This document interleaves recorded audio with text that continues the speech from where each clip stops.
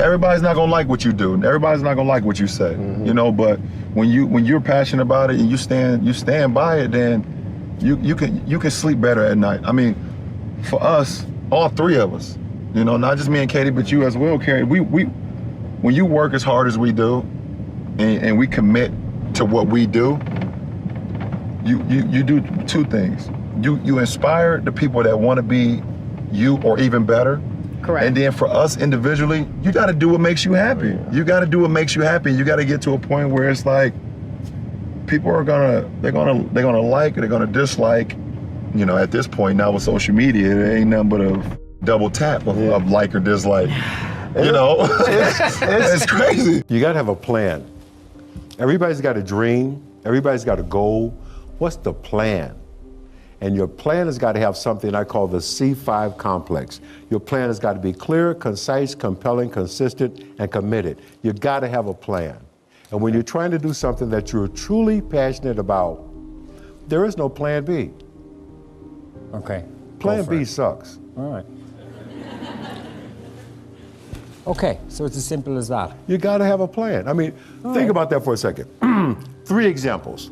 Michael Jordan won 6 NBA championships with the Chicago Bulls because he was committed to plan A, not plan B. Oprah Winfrey became the queen of all media because she was committed to plan A, not plan B. Whatever your politics are, Barack Obama is sitting in the White House because he was committed to plan A, not plan B. Okay. Plan B sucks. A lot of so-called unhappiness is also a childish way of trying to change things by being as unhappy as you can about them. And the underlying unconscious or semi-conscious assumption is, if I'm really unhappy, somebody, perhaps God, is going to do something about it, or I'm going to prove him wrong. I'm going to show him how dreadful it is, and then finally, this is an unconscious assumption behind the unhappiness, because you believe, if you're habitually and frequently unhappy, you believe that it has a purpose. It's an underlying assumption, perhaps you wouldn't verbalize it in that way, but you believe that it works for you. Of course it doesn't, but things are going to change, but just need to be really unhappy so that God finally, even if you don't believe in God, this can still be the mechanism, the underlying unconscious assumption behind it. It's something is going to happen. And of course the opposite is true, because the more unhappy you are with something, the more you are stuck in the situation. The world is a hurting place, and the world needs hope, and the world needs love. Without hope, we feel like, why are we here? Well, brokenness. Here's mine. Today, I still have no arms, no legs, but everything's changed. Everything. For me, I was looking for hope and happiness, and I couldn't see it for many years. In fact, if this side of the table represents my hope, truth encourages me to become all that I can be. But then we have lies every day coming in our mind, people who discourage us.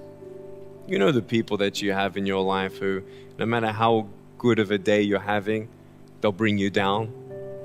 Or no matter how bad of a day you're having, they'll bring you even lower. You know what I'm talking about?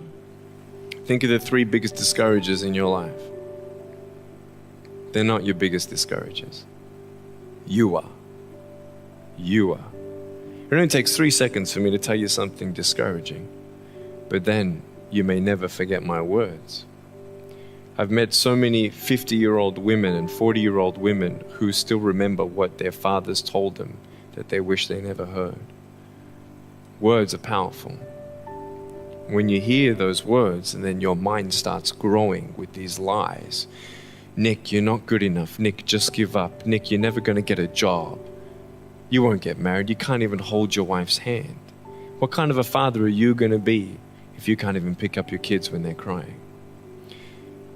You're alone. Sure, your parents hug you, but their hugs can't heal you. Just give up. Just give up. Just give up. Just give up. Just give up. At age 8, I thought that I should commit suicide. Why? Because I didn't have hope. I thought I didn't have hope. Today you can see that I had hope. What's the word? Believing in something you do not see. Faith. Words can only do so much. Hugs can do much more than words. But when hugs can't do anything, that's where faith kicks in. For me, words and hugs were not enough, but I had no faith. One of the things I advise entrepreneurs to do is when you have an idea, a classic entrepreneurial impulse is to hold the idea close to you and not go tell people because, oh, the idea is so special. Right. That's almost always a mistake.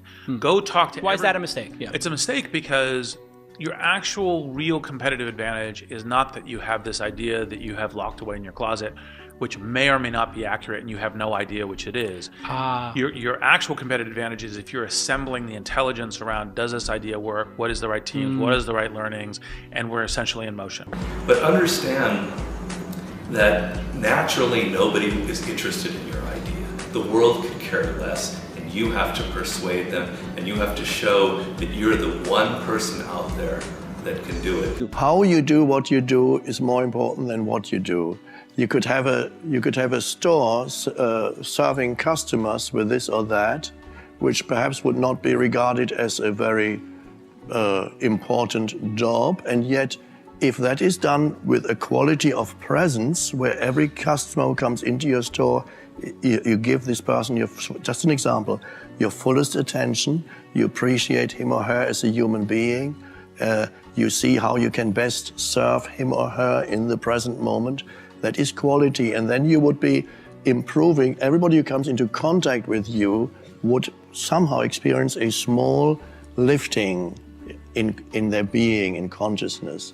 And so that you could create even a person with a relatively simple job could contribute in that way to creating a better world. People say you have to have a lot of passion for what you're doing, and it's totally true. And the reason is because it's so hard that if you don't, any rational person would give up. It's really hard, and you have to do it over a sustained period of time. So if you don't love it, if you're not having fun doing it, you don't really love it, you're going to give up. I made in my mind as a young guy, I wanted to become world-class at something. I just had to find out what the something was going to be. And the very first time that I walked into a Wall Street trading room, I knew this is it. The ticker tape is rolling, the phones are ringing off the hook, people are screaming and shouting out orders, bodies are flying all over the place, and what looked like chaos to anybody else, I could see the natural rhythm in it. It was like I was reading a sheet of music, and I knew this is where I'm supposed to be. I kept coming back. I wore one branch manager down to the point that he says to me, Gardner, based on persistence alone, we're going to give you a shot. Man, I quit my job. That was all I wanted. I went home and I told my ex, you know what? You said I couldn't do it, but guess what? I start in 2 weeks. It's very rewarding when you work on something you think is going to make a big difference. And yeah, it's a little bit harder, but I think the passion that one might bring with it brings so much more energy to that you're more likely to succeed. When it comes to changing the world, what I learned from Steve Jobs is if you believe in a Macintosh, if you believe in iPhone, iPod, iPad, if you believe enough, then you will see it because other people will believe in it. Other people will create software. Other people will create products. So you need to foster the belief in what you are dreaming so that it becomes a reality, which is very different than saying, I don't expect anybody to believe it until I see it. You need people to believe it before they can see it. How do you think about making a decision when everyone tells you this is a crazy idea? Or where do you get the internal strength to do that? Well, first of all, I'd say I actually think I feel fear quite strongly. So it's not as though I just have the absence of fear. I feel it quite strongly. But there are just times when something is important enough, you believe in it enough that you do it in spite of the fear. So speaking of important things, like people shouldn't think people shouldn't think, well, I feel fear about this and therefore I shouldn't do it. It's normal to to feel fear. Like there'd have to be something mentally wrong if you didn't feel fear. So you just feel it and let the importance of it drive you to do it anyway. Yeah, actually something that can be helpful is fatalism to some degree. If you just accept the probabilities, then that diminishes fear. When starting SpaceX, I thought the odds of success were less than 10%, and I just accepted that actually probably I would just lose everything. But that maybe would make some progress if we could just move the ball forward. Even if we died, maybe some other company could pick up the baton and keep moving it forward, so that would still do some good. Same with Tesla. I thought the odds of a car company succeeding were extremely low. For somebody aspiring to, take things to the next level or to even surpass their wildest dreams, there's always going to have to be an element of luck. But I think more important is putting yourself in a business that can be ubiquitous, that really doesn't have limits. Because otherwise, there's always going to be a grind to it. But if the business, if it can't be something that you can visualize every business using or every consumer using, it's going to be tough to scale to be big enough or to have the perceived value. I mean, I am dyslexic, and therefore I think I've been very good at keeping things simple because as a dyslexic, I need things to be simple for myself, and therefore Virgin, I think, when we launch a financial service company or a bank, we do not use jargon. Everything's very clear cut, very simple, and I think people have an affinity to the Virgin brand because we don't talk above them or talk down to them. The most important thing about running a company is to remember all the time what a company is. A company is simply a group of people. And as a leader of people, you have to be a great listener, and you have to be a great motivator. You have to be very good at praising and looking for the best in people. People are no different from flowers. If you water flowers, they flourish. If you praise people, they flourish. And that's a critical attribute of a leader. I want to make sure that every single day that you are alive, that you make it count and you take the sweeter choices of life that God has given you. Because I want to ask you right now, if this was your last 30 seconds to breathe, how would you be remembered? Were you a giver, encourager, or were you a taker? Were you a bitter person? Did you encourage people in your actions, in your life? Did you help them or did you discourage them? Did you take that time to say, hey, how you doing? And they look to the ground and say, oh, I'm okay. No, look at me. How are you doing? We are here for one another. This is the ministry. This is Jesus. This is the light. And I want to tell you, I'm sure that if any one of us was at a road and there was a 3-year-old kid in the middle of the street sitting down playing with rocks on the street, and a bus was coming and the bus was about to kill him, you have plenty of time to get up off your seat, go save that kid. Will you save that kid? Of course you will. You don't know his name, you're going to save that kid. You don't know his religion, you're going to save that kid. You don't know his sexual orientation, you're going to save that kid. Because why? We are the light and love in the bridge to Jesus Christ. We need to understand that it's not just doing what we think we need to achieve or have. Some people think that things get easier when you get married. Go talk to some married people. Some single people are like, oh, I'm not happy, but I know I'm going to be happy when I get married. Dude, if you ain't happy single, you ain't going to be happy married. Can you hear an amen? Yeah, you guys already know it, right? You got to talk that. So what do you want? How do you act? Who are you? Make today count. Dream big and never give up. A lot of people come to me and they say, well, I want to be an entrepreneur. And I go, oh, that's great. What's your idea? And they go, well, I don't have one yet. And I say, well, I think you should go get a job as a busboy or something until you find something you're really passionate about, because it's a lot of work. And I'm convinced that About half of what separates the successful entrepreneurs from the non-successful ones is pure perseverance. It is so hard. You pour so much of your life into this thing. There are such rough moments in time that most people give up. I don't blame them. I mean, it's really tough, and it consumes your life. I mean, if you've got a family and you're in the early days of a company, I can't imagine how one could do it. I'm sure it's been done, but it's rough. I mean, because it's pretty much an 18-hour-a-day job, 7 days a week for a while. So unless you have a lot of passion about this, you're going to not survive. You're going to give it up. So you got to have an idea or a problem or a wrong that you want to right that you're passionate about. Otherwise, you're not going to have the perseverance to stick it through. And I think that's half the battle right there. It's hard to remember how bad it was, in early 80s, with IBM taking over the world with the PC, with DOS out there. It was far worse than the Apple II. And they tried to copy the Apple II, and they'd done a pretty bad job, and you needed to know a lot.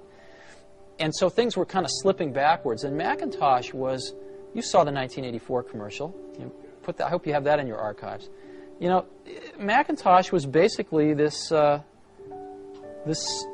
relatively small company, in Cupertino, California, taking on the Goliath, IBM, and saying, wait a minute, your way is wrong. This is not the way we want computers to go. This is not the legacy we want to leave. This is not what we want our kids to be learning. This is wrong, and we are going to show you the right way to do it. And here it is. It's called Macintosh, and this is so much better that it's going to beat you. And we are going to do it. And that's what Apple stood for. You already know who you are. And that piece that we're after lies somewhere beyond personality. Your need for acceptance can make you invisible in this world. Don't let anything stand in the way of the light that shines through this form. Risk being seen in all of your glory. And oftentimes the best methodology is to start with the perfect experience with just one person, get that right, and then figure out how to scale something great. Instead of scaling something not so great and then trying to improve it, that's really hard to do. Lots of people do not have the courage to try to start a business. And all I would say, I've written a book called Screw It, Just Do It. And it basically is trying to say to people, just give it a try. Actually, sometimes a very, very small amount of money is all that's needed to start a company. I mean, my mother found a bracelet on the street and she handed it into the police station. And after 3 months, the police let her sell it. And the couple of $100 was really critical at a critical time in the development of our business. So all I say, just give it a go, and good luck on that one. Many kids and many grown-ups do figure out over time what their passions are. And sometimes we let I don't think it's that hard. I think what happens though sometimes is that we let our intellectual selves overrule those passions. And so that's what needs to be guarded against. I have no education. I had no high school diploma. I didn't even have a GED. I quit high school and halfway through grade 10. I didn't have a lot of options. I would be a dishwasher or a waiter or custodial work of some sort. So I decided I might as well go and do something creative. I decided to go to the Comedy Store, the Laugh Factory, and the Improv, all of those clubs every night, and make my $25 a pop a set. It was my version of being a waiter. It was a compromise I decided to make. Out of that came In Living Color, and out of that came touring, auditoriums, 5,000 seaters. It was a really creative time. I was able to prove that I didn't have to be an impressionist, that I had a personality of my own, however abrasive it might be from time to time. But long story short, all of it came from that compromise, from that deciding to do what I didn't want to do. The things you can't do, or the things you're not allowed to do. Like if the executives come and say you can't do that, whatever it is, it's too expensive. You get angry, you get out of your mind about it because you've been clinging to this concept and this image that you have of how it should be done. And invariably, most times, after that storm has passed and and you actually sit down and go, okay, we can't do it that way, how can we do it? You end up with something even better than what was there before. And you go, that's the universe, that's how it works. Just like relationships, like everything. The thing that is taken away, and you're clinging to, and you're trying to fix, and you're trying to secure it, make sure it doesn't go away. You think your life will be destroyed, everything will be ruined. And it's just the universe going, no, I have something better for you. Just have faith.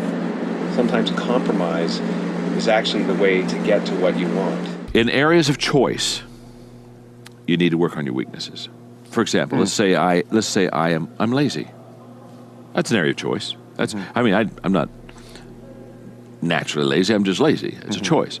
So I need to work on that because in areas of choices, you can make vast improvement and you can make fast improvement. I've never heard this distinction, by the way. Yeah. Hugely helpful. Oh yeah, in choices. So attitude. Let's say I have a lousy attitude. One day I wake up and I say, this isn't getting me anywhere. I got to have a good attitude. You can go from a 0 to a 10. I mean, almost over. I mean, you've seen people that you just say, my gosh, overnight they just got good and happy. You know what I'm saying? Okay, that's a choice. Vast, fast growth in choices. In giftedness, DNA, wiring, your growth is very, very small and it's very slow. So I think, for example, a person can maybe increase their giftedness skill set maybe 2 numbers. Wow. So if I'm a little bit above average, I'm a 6. If I really work hard, I can become an 8. But an 8 is powerful.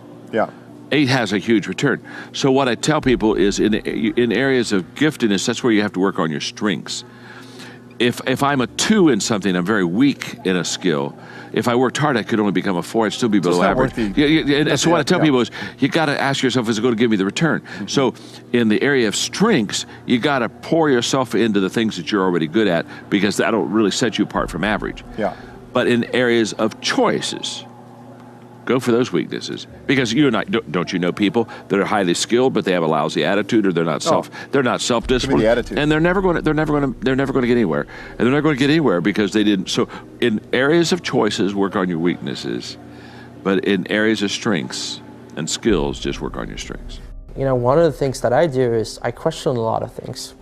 And you can do that in a good way and in a bad way, but hopefully if you try to get people to motivate why they're doing something and their way of thinking, you know, the worst thing you can end up with is a situation where you get told, well, this is the way it's always been. That's the worst ever. That's a non-answer. Instead, ask yourself, you know, given everything we have today, is there a way we can make this better? This little idea explains why some organizations and some leaders are able to inspire where others aren't. Let me define the terms really quickly. Every single person, every single organization on the planet knows what they do, 100%. Some know how they do it, whether you call it your differentiating value proposition or your proprietary process or your USP. But very, very few people or organizations know why they do what they do. And by why, I don't mean to make a profit. That's a result. It's always a result. By why, I mean what's your purpose? What's your cause? What's your belief? Why does your organization exist? Often your family will come to you, your cousin, your uncle, your sister saying, please invest in my business. You've got to differentiate between family, friends, and money. You've got to be careful that you don't get yourself in a situation where you lose your money because you got emotionally involved. That's a very big piece of advice because I've done it the wrong. Everybody's made mistakes as an investor. That's one of the ones I made in the early times. I never make again. Too many of us for a long time have confused our net worth and our self-worth. Your net worth is going to fluctuate. It's going to go up and down. That's what money does. But your self-worth should not. Who you are, what's important to you, how you live, your values should never be negotiable, compromised, and should never settle. Again, we have gotten to this point where we've got to say to ourselves, my net worth is not my self-worth. Compassion for yourself, of course, is as important as compassion for others. When you, often I get asked questions like people who did something that they now realize was deeply wrong in the past. Sometimes people ask questions about they brought up their children in a way that they now realize was not very conscious, and so that they may have caused suffering to their children, or other people find they have caused suffering to loved ones and they now realize that what they did was wrong.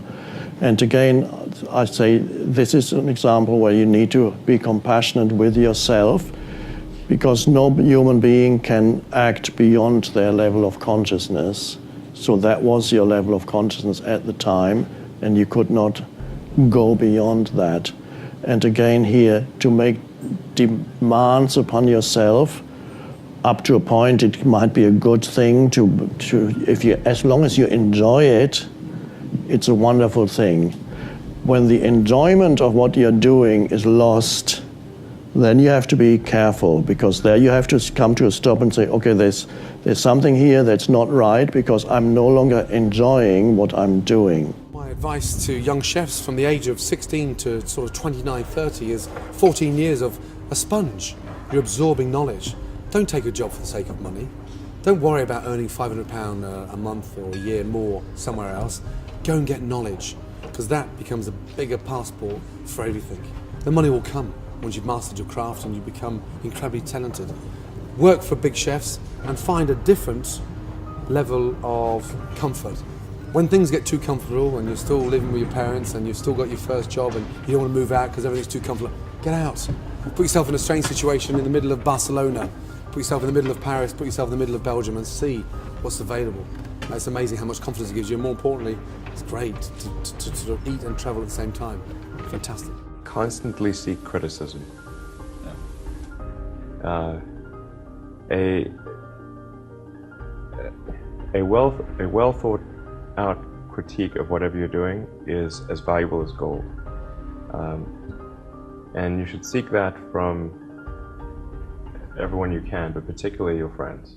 I'm going to put the vast majority of my energy, attention, and dollars into building a great product or service, and put a smaller amount into shouting about it, marketing it. Because I know if I build a great product or service, my customers will tell each other. You have to mix in some patience with that. Like, you don't have to be the best, but you have to be dangerous, right? You have to learn just enough to be dangerous, to build an idea, concept it, and show it to the world. And then it turns out there are lots of other people, including all 170 employees that work at Instagram, who are much better at doing all that stuff than I am. But you need to find people who can, be drawn to the idea that you build, and then they end up taking it and making it even better. I knew I was wired to be excited about business. How or why, I don't know, but and there's certain guys that have the genetics to jump out of the gym, right? There's certain guys, that when they golf, they have the muscle memory and the discipline.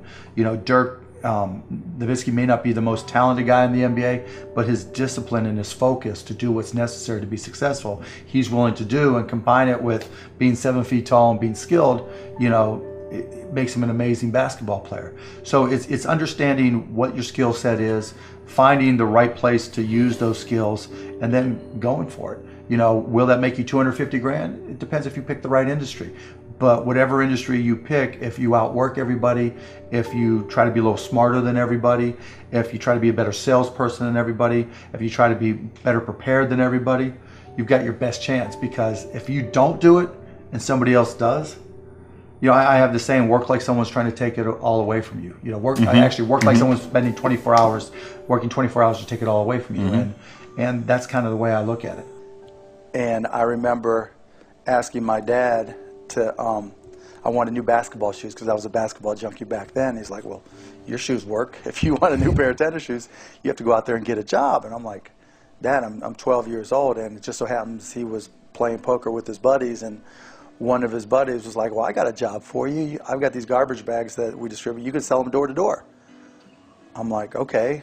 And it was when I was selling them and realizing that I liked to sell and that I could sell, and that I recognized that selling was about providing a service and creating value for people, that I knew that I would, literally back then, I knew that I could always succeed. I remember I was 16, I think, when I started a stamp company and started going to stamp shows and trade shows and just working a little bit harder than other people and trading up from one stamp to the next. I remember one time I started with a quarter and bought a stamp and left with $50, thinking, hey, if I could do this, I could do anything. And it's not that everything worked. I failed a lot, but I never ever felt like I wouldn't be able to work hard enough to.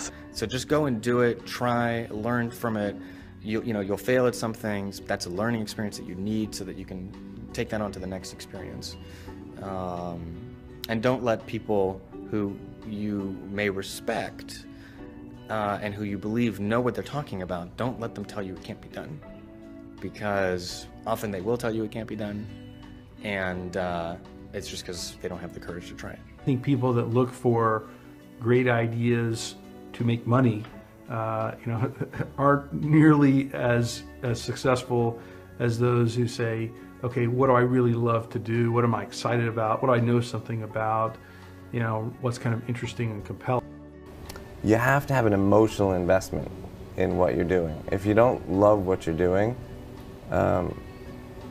failure is pretty much guaranteed. Success is not guaranteed by any means, but failure is much more likely if you don't love what you're doing. If you're looking to instigate a change in your life, there's no better or worse time than right now. Hey, I understand. Change is scary. With the status quo, you know what you've got. If you shake things up, there's no telling what you might end up with.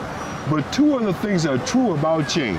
One, it's absolutely necessary for personal growth, and two, it's gonna happen. Either you can pick the time to instigate the change you want, or the change and the time will pick you. So if you happen to be one of those people who's standing on the sidelines of your dreams, waiting for that perfect moment, if you want to make that change but you just don't know if you're ready, this life lesson is for you. It's time to stop digging your potatoes and jump. If you know exactly what you want to be, you need to spend as much time with people that are actually that already. And so when we're coming up with ideas, we always ask ourselves, what kind of new market is this creating? And then also what part of my day and what problem is it solving? And so I've gone as far as taking an entire catalog of my day from the moment I open my eyes and writing down every single thing I do, and then asking myself, is there something here?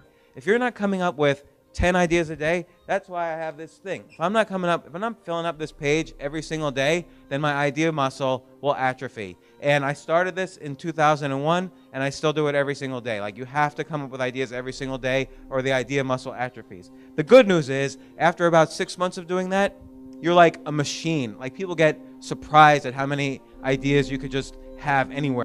Don't necessarily think that you have to have the home run and the huge Apple computer on your first start. I spent a long time in my life with skills just building little devices for fun. For fun is one of the key things, because that drives you to think and think and think and make it better and better and better than you ever would if you're doing it for a company. Build things at first for yourself that you would want. When I decided to do this, I first talked to my wife, who is sitting here in the audience, and she had married a relatively stable, goofy, but still relatively stable person working at a Wall Street firm. I worked at a quantitative hedge fund, and this was a hard decision. And I was looking for the right framework in which to make that kind of important decision. And the right framework I found is a regret minimization framework.